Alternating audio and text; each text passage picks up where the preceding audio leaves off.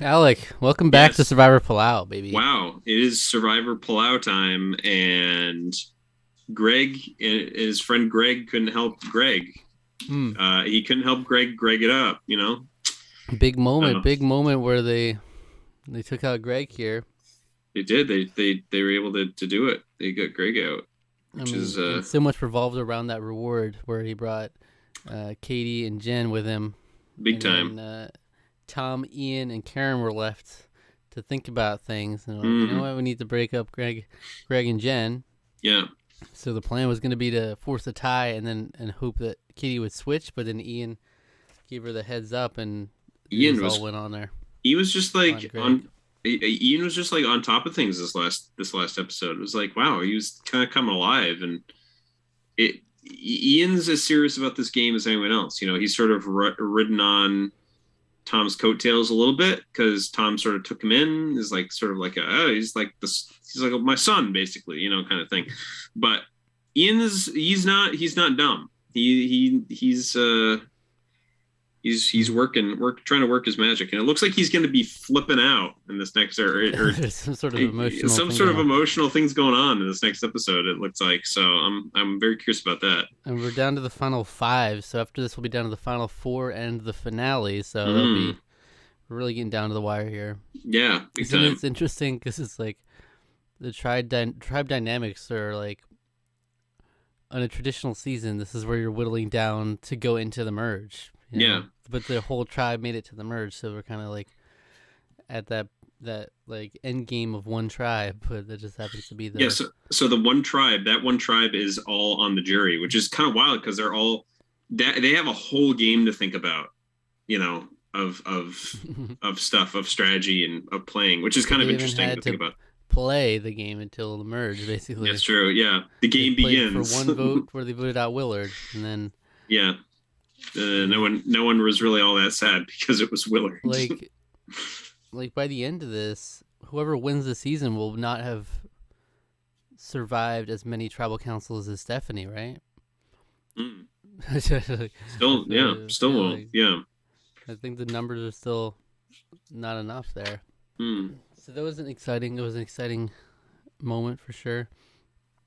Greg, I mean, you can't help. We didn't really talk about Greg's downfall here, but you can't help but think back to the deal he made with Kobe, where they would work together to take out Tom and Ian.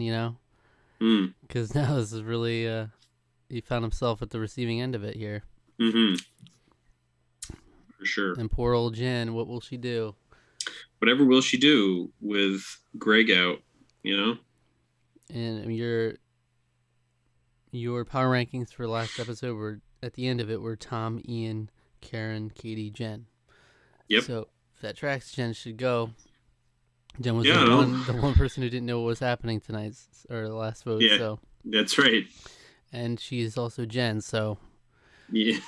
naturally she'll be very strong and independent and take the That's right. game.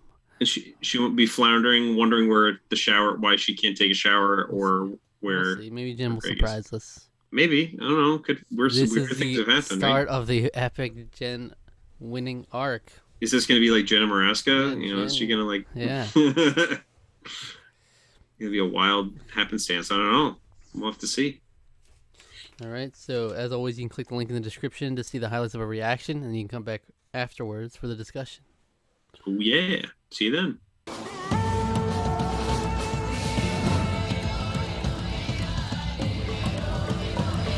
All right. Well, there you have it. Episode 13 of Survivor Palau. Karen has been voted out, Yeah. It was which a is not quite. You thought it would be Jen based on the power yeah rankings, but yeah, um, but that was a weird episode. That was a yeah, stressful kind of episode. there's a It's lot of drama, a lot of really up in confusing. the air. What's gonna happen here? Like, because you have Tommy and Katie, Tommy and Karen, but somehow Karen got the short end of the stick here. Yep. So this whole episode ended up being Katie being the very pivotal vote here. I will say I'm very confused in what Ian was thinking at all in this whole episode. It was very strange and confusing episode because they did the exact opposite thing that they agreed upon that we had seen. Yeah. And apparently there was like, well, Ian all of a sudden reveals to everyone that like, well, there was a handshake between me and Tom that if it was a car, I'd bring him along. So I got to bring him along. And I was like, that's the complete opposite of what we just heard 5 minutes ago when you said we can't split the girls up. There was like a whole ass like 90 to 120-second conversation that they had before the reward challenge. We can't split the girls up. That's the worst thing we could do. We have to bring one of them if we win. We have to bring one of them along. Mm-hmm. So they ended up bringing each other along. And I was gonna give him props for that because you saw in Pearl Island, like literally that was the downfall of Johnny Fairplay and Burton when they brought each other to this for the reward and left all the girls alone. Yeah. And they did it again here. This time it didn't work out that way, but it put things a lot more trepidatious. Yeah, big time. Because like Katie was like really unsure about everything. She's like, well, Ian's been making all these promises to me and now he's like going back on all of them and I don't know who to trust. Now Karen's feeding me all this information about how he's conniving against me and it's like I don't know who to trust anymore. So it's like very, very Ian-centric episode in that it was all revolving around that decision was had major ramifications for the whole episode. Yeah. And it was all about his relationship with Katie. Mm-hmm. It seems like they've gotten really close because they had this apparently connection on day one, and now they're having this whole emotional outbursts and. Yeah, it was like a college fight. Is what it looked like. It was like a lover's tiff. Is kind of what I like not in terms of like a fight. We're like we're gonna exchange blows or anything like that. But it was like. It looked like every relationship, emotionally charged relationship talk that I've ever seen when I was in college. I was like, wow, that's exactly what it looked like. That kind of argument looks stupid, but like when you're in it, it's like life. Oh yeah. Oh, hey, trust me. I'm goofing about it. I've been in conversations like that. I get it. They're real. And it's like, and then you look back on it, and it's like that's wow, it was. Cringe, man. Very dramatic, but yeah, but it's like when emotions are high like that, it's like you can't help but sort of feel that way. And like in Ian's perspective, when he like cares so much about her, he's like just was I understand that perspective. But, I 100% feel that because it's like don't want to lose a friend. I don't want to lose mistake. I don't want to lose a friend. He's like, and I get the whole like he flopped down on the ground. I was like, I don't remember if I've done that specifically, but I've definitely like, because I'm just so like, I have to be able to express myself. You're not listening to me. Right. You're not listening to me because I care so much about you. So much, and they're not receiving it because they're so upset. Because they're upset, and it's like, and it's hard for you to handle the being attacked by them being upset, and it's like, convey this to you. There's no other way to convey it. You're just gonna start doing dramatic falling on the ground. And I was just like, it's kind of cringe, but it's like, yeah, well, people are like that. People are irrational when it comes to when strong emotions are at play. People get really silly. It's tough. It's tough because it's tough. It's like, I'm sorry. That's all I can say. I'm sorry. Really want to be your friend. It's most important to me. And she's like, yeah. I like how he was like, friends make mistakes. And he's like, just like girl trouble back. Just like girl trouble back home. He said something like that. It's just like, okay. And she's like, yeah, well, yeah. I mean, they are really close. Ultimately, Katie ended up voting out Karen, so it paid off. I guess that is worth more to her. She really did take him on that. But yeah, was that the best move for Katie? I don't know. She had the choice. She had a clear choice to whether she wanted to go with the girls or with the guys. Yeah. And the guys, as far as we've seen, have run the whole game, right? Big time. So, I don't know. I'm wondering what her actual end game strategy is now. I think she's maybe hoping that being with Ian will still give her favor for the women, maybe, possibly. Because remember, Ian's been dominating the whole game along with Tom, and she, if it's between maybe to some people it will look like, well, he's just Tom's little lackey. He's just coasting on Tom the whole time. And she's been kind of fighting. As me, we saw a lot of high pitched emotions here, but she does have a struggle ahead of her, because I remember when people were complaining about how lazy and how horrible she's been, like earlier on, like Kobe was like, I'm sick of her. I want her gone. I'm sick and tired of her. So like, is he going to vote for her? I don't think so, unless he's changed his mind. You know, it's like, she was really getting on people's nerves. Yeah. Yeah. So, but it's really interesting seeing like even what Karen's endgame strategy is. I mean, yeah, she was so pivotal in getting them to this point. Like she got that Greg vote to happen, and like, yeah.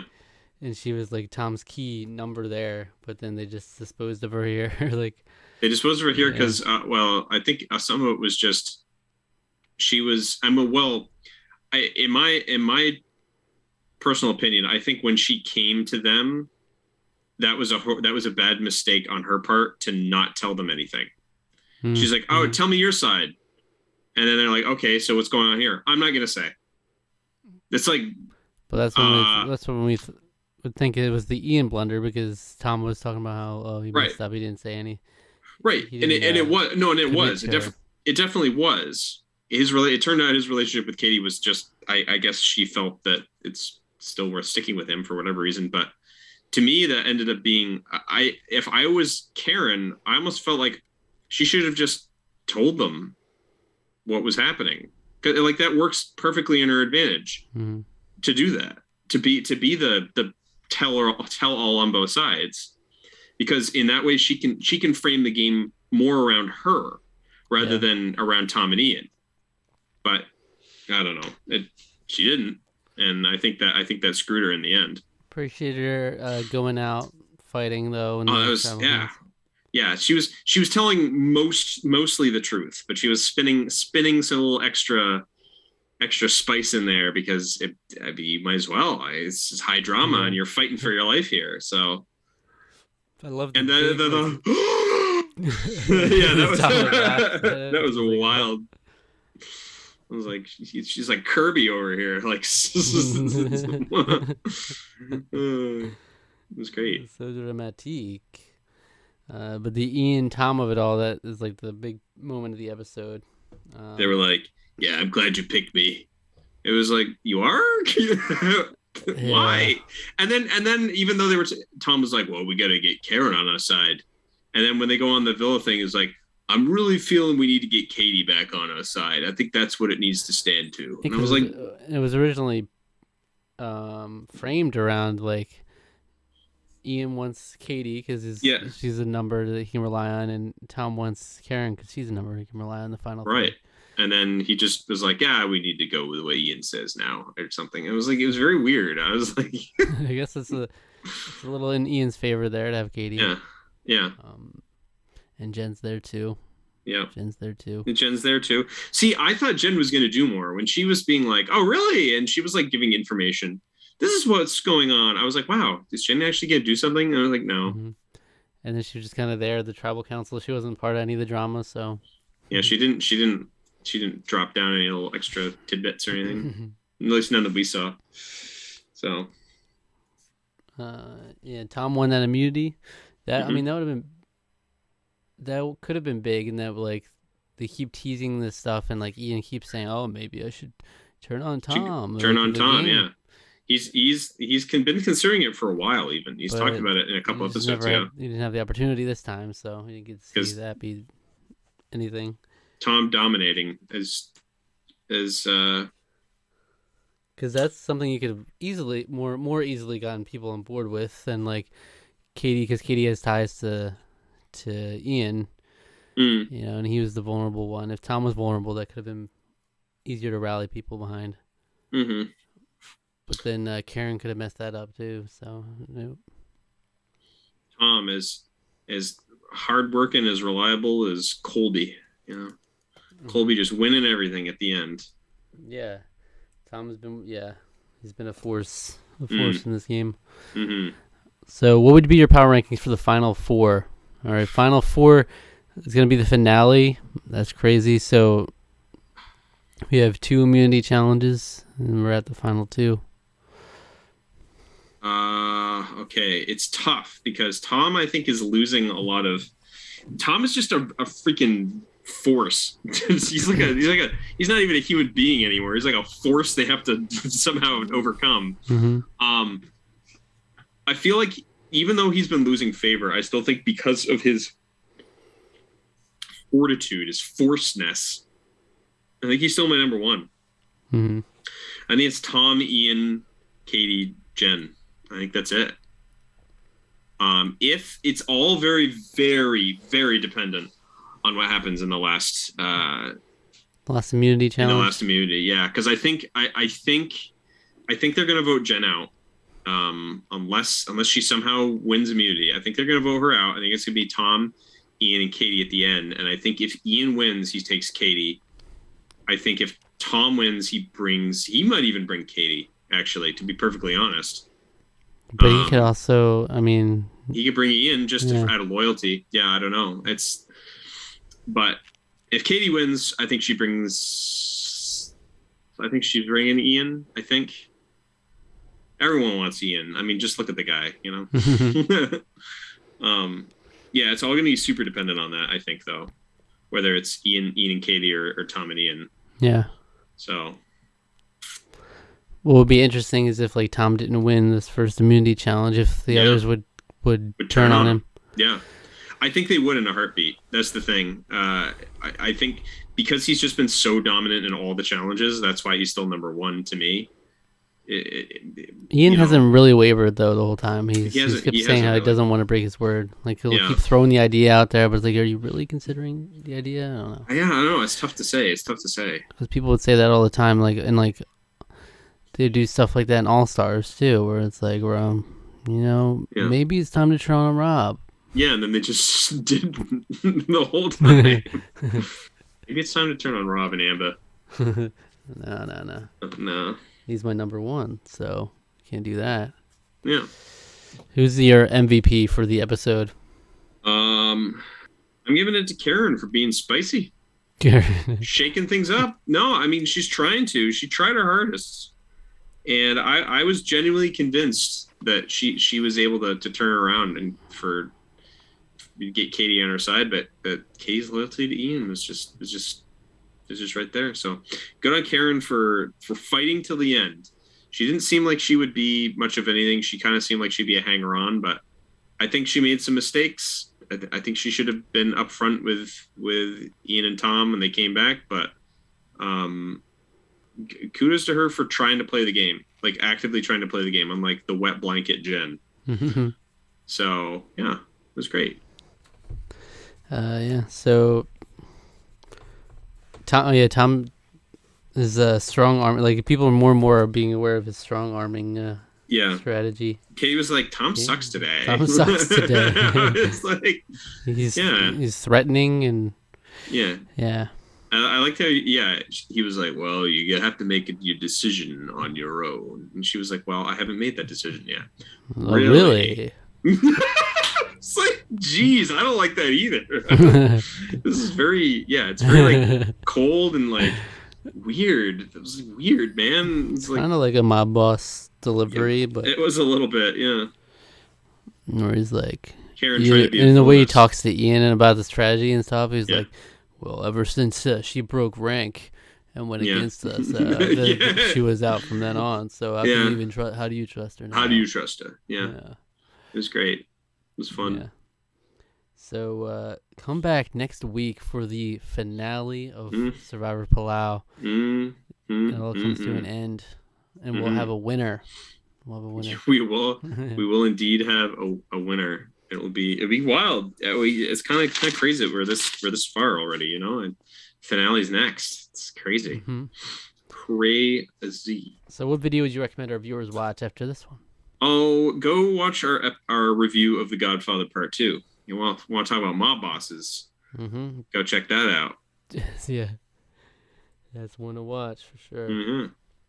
Thanks for watching. Subscribe to the channel, subscribe to our podcast feed, like the video, leave a comment, hit the notification bell, follow us on Twitter and Instagram, and like us on Facebook at Tarqaron TWO.